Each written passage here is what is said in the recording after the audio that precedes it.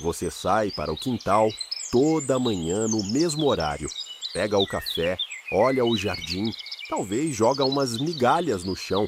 Parece uma rotina só sua, mas tem alguém assistindo. Do galho mais alto da árvore do vizinho, um par de olhos escuros acompanha cada movimento seu.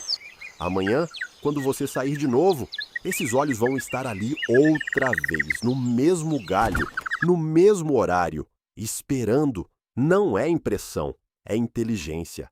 E o pássaro que está te observando pertence a uma das famílias mais cognitivamente avançadas do reino animal. Uma família que imita vozes que não são dela, que esconde comida e lembra onde, semanas depois, que planta florestas inteiras sem saber. E que, segundo uma hipótese cada vez mais aceita entre ornitólogos, pode genuinamente lembrar do seu rosto. Bem-vindo de volta ao Quintal Selvagem. Se inscreva, porque o que você vai aprender hoje sobre essas aves vai mudar a forma como você olha para qualquer pássaro que te observa do galho de uma árvore. Fique até o final, porque a segunda ave que vamos cobrir está fazendo algo tão extraordinário há milhões de anos que, sem ela, uma das florestas mais antigas do Brasil simplesmente deixaria de existir. Número 1. A gralha que engana o quintal inteiro com uma voz que não é dela. A gralha picaça é uma ave do tamanho de um pombo grande, penas pretas e azuis, uma crista discreta na cabeça e olhos que transmitem algo que você percebe imediatamente quando ela te olha de volta. Atenção! Ela vive em bandos na Mata Atlântica e no Cerrado. Come frutas, insetos, ovos, sementes, o que encontrar. Mas a característica que separa a gralha picaça de quase todas as outras aves do Brasil é a voz. A gralha picaça imita o chamado do gavião, não vagamente, não por acidente, não com precisão suficiente para que outras aves congelem de medo. Quando ela está se alimentando e percebe competição ao redor, reproduz o grito de um predador aéreo que não está ali. O efeito é imediato. Rolinhas voam, sabiás se escondem, cambacicas desaparecem.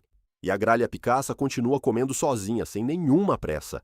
Isso não é reflexo, é manipulação deliberada. Ela avalia uma situação, seleciona uma vocalização que não é dela e a usa para obter vantagem competitiva. Pesquisadores documentaram mais de 15 vocalizações distintas no repertório da gralha picaça, incluindo imitações de macacos, chamados de outras aves e sons, que parecem não ter modelo identificável na natureza. Mas a imitação vocal é apenas o primeiro sinal da inteligência dela. A gralha picaça também pratica o que biólogos chamam de caching. Ela coleta alimento, voa até um local específico e enterra a comida no solo ou esconde em frestas de árvore para consumir depois. Isso exige memória espacial de alto nível. Ela precisa lembrar dezenas de locais diferentes, por dias ou semanas, e ela lembra. O caching é um dos comportamentos que primeiro chamou a atenção de cientistas para a inteligência dos corvídeos no mundo inteiro. Porque esconder comida para o futuro implica algo que a maioria dos animais não consegue fazer. Implica que a ave não está apenas reagindo ao presente, ela está pensando no amanhã, está planejando. A gralha picaça também vive em grupos sociais com hierarquias claras. Indivíduos cooperam para vigiar predadores, para localizar alimento e para defender território. Quando um membro do bando encontra uma fonte abundante de comida, vocaliza de forma específica para chamar os outros. Quando um predador real aparece, o bando inteiro se mobiliza numa estratégia de alarme coordenado. Cada indivíduo tem uma função. Agora, vem a parte que vale a pena prestar atenção. A gralha picaça pertence à família Corvidae. Essa família inclui corvos, gralhas, gaios e pegas no mundo inteiro, e é amplamente considerada a família de aves mais inteligente do planeta. A proporção entre cérebro e corpo nos corvídeos é comparável à de primatas, e o que os primos da gralha picaça, no hemisfério norte, são capazes de fazer é genuinamente surpreendente. Em 2008, pesquisadores da Universidade de Washington, nos Estados Unidos, fizeram um experimento que mudou a ornitologia. Colocaram máscaras em rostos humanos. Algumas máscaras eram usadas por pessoas que capturavam e anilhavam corvos. Outras eram usadas por pessoas que simplesmente passavam sem fazer nada. Semanas depois, os corvos reagiam de forma completamente diferente às duas máscaras. Gritavam e faziam mobbing contra a máscara ameaçadora. Ignoravam a outra. O mais impressionante é que corvos que nunca tinham sido capturados, que nunca tinham visto a máscara antes, também reagiam com hostilidade. Os corvos originais tinham ensinado os outros. A informação sobre o rosto perigoso tinha se espalhado pelo grupo. A memória durou anos. A gralha picaça nunca foi submetida a esse teste. Nenhum pesquisador brasileiro replicou o experimento de Washington com corvídeos neotropicais, mas ela pertence à mesma família, tem a mesma estrutura cerebral, exibe caching, imitação vocal, cooperação social, hierarquia de bando. Todos os pré-requisitos cognitivos estão ali. A hipótese de que gralhas picaças podem reconhecer rostos humanos individuais é considerada altamente plausível por ornitólogos que estudam corvídeos. O que isso significa na prática é o seguinte: se você mora em região de Mata Atlântica ou Cerrado e tem gralhas picaças perto de casa, existe uma possibilidade real de que elas te conhecem, sabem se você é quem coloca comida no quintal, sabem se você é quem espanta. E talvez, só talvez, estejam contando para as outras. Número 2. A gralha, que está literalmente construindo uma floresta há milhões de anos, sem ter a menor ideia disso. A gralha azul é a ave símbolo do estado do Paraná.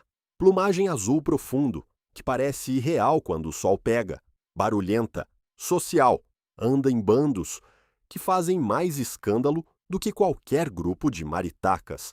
Mas o que quase ninguém sabe é que a gralha azul é uma das aves mais importantes para a sobrevivência de uma das árvores mais antigas do planeta, a araucária, o pinheiro do Paraná. Uma árvore que existe há 200 milhões de anos, mais antiga que os dinossauros, e que hoje depende de uma ave de 300 gramas para continuar existindo. A gralha azul coleta pinhões, as sementes da araucária, e enterra no solo para comer depois. O mesmo comportamento de caching que a prima picaça faz com insetos e frutas. A diferença é a escala. Pesquisadores da Universidade Federal do Paraná estimaram que uma única gralha azul pode enterrar mais de 2.000 sementes de araucária por estação. E a memória dela, como a de qualquer animal que esconde comida, não é perfeita. Uma porcentagem significativa dessas sementes nunca é recuperada. Essas sementes esquecidas germinam, viram mudas, viram árvores, viram floresta. Multiplique uma ave por todos os bandos de gralha azul do sul do Brasil. Centenas de milhares de árvores, década após década. Um programa de reflorestamento involuntário, operando há milhões de anos. A relação entre a gralha azul e a araucária é o que biólogos chamam de mutualismo obrigatório. Sem a gralha azul, a araucária perde seu principal dispersor de sementes e não se regenera na mesma escala. Sem a araucária, a gralha azul perde sua principal fonte de alimento no inverno. Se uma desaparece, a outra enfrenta risco existencial. E tem um detalhe que torna isso ainda mais notável. A gralha azul frequentemente enterra pinhões em áreas abertas, distantes das árvores-mãe.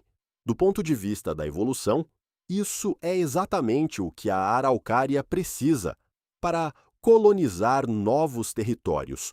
A ave está expandindo a floresta para lugares onde floresta não existia antes. Não por generosidade, não por instinto de conservação, porque esqueceu onde guardou o almoço.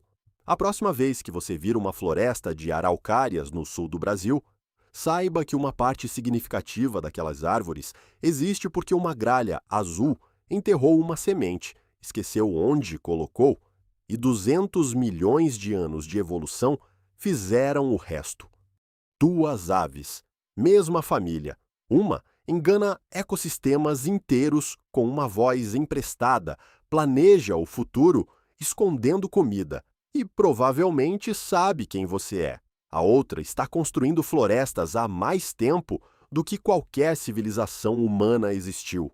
Elas não são exóticas, não vivem em documentários sobre a Amazônia profunda, vivem na árvore do vizinho, na praça do bairro, na mata nos fundos do sítio, e pertencem à mesma família que, do outro lado do continente, provou ser capaz de reconhecer um rosto humano e lembrar dele por anos. Da próxima vez que uma gralha te olhar do galho de uma árvore, considere a possibilidade de que ela não está apenas te olhando, ela está te reconhecendo. E amanhã, quando você voltar ao quintal, ela vai estar ali, no mesmo galho, esperando. Me conta nos comentários, você já teve contato com gralhas? Já viu uma gralha picaça imitando outro animal? Eu quero ouvir essa história. Eu leio todos. Te vejo no próximo.